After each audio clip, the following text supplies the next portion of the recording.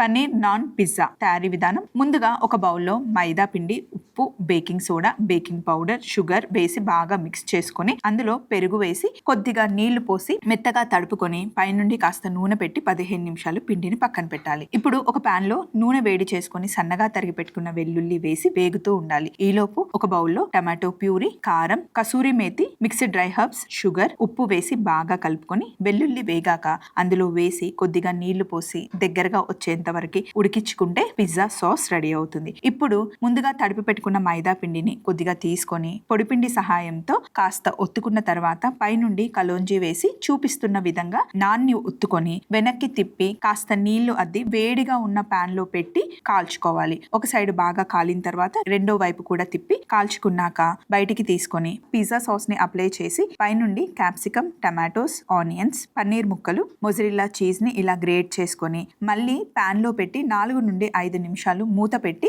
కాల్చుకుంటే ఎంతో టేస్టీగా ఉండే పన్నీర్ నాన్ పిజ్జా తయారవుతుంది.